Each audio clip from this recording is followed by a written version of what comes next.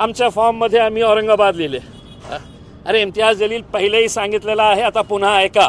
अतुल सावे तुला सांगतो, आवर्जून सांगतो की या शहर आमच्यासाठी औरंगाबाद होता आणि औरंगाबादच आहे। तेच वक्तव्य जे संजय सिरसाट यांनी केले, आता अधिकृत नाव संभाजीनगर झालं असं मत असेल सर?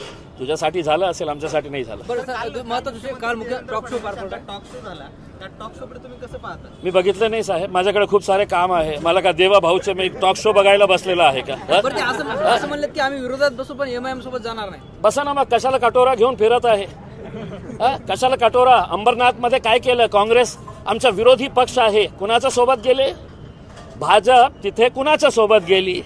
काँग्रेसच्या समोर कटोरा टाकले आणि मदत करा ना आम्हाला। अकोटमध्ये आमच्या लोकांसमोर हे तो हे सगळे कटोरे घेऊन उभे होते की आम्हाला मदत करा ना। हे परलीमध्ये तसंही तर बोलण्यासाठी वेगळं, हाथी के दांत दिखाने के और खाने के अलग होते हैं ना, ये वो है करके। पण सर त्यांचाच महापौर होईल, आमचा महापौर होईल असं ते म्हणताय। 16 तारखेला पण 16 तारखेला मी त्यांना सगळ्यांना आमंत्रित करतो।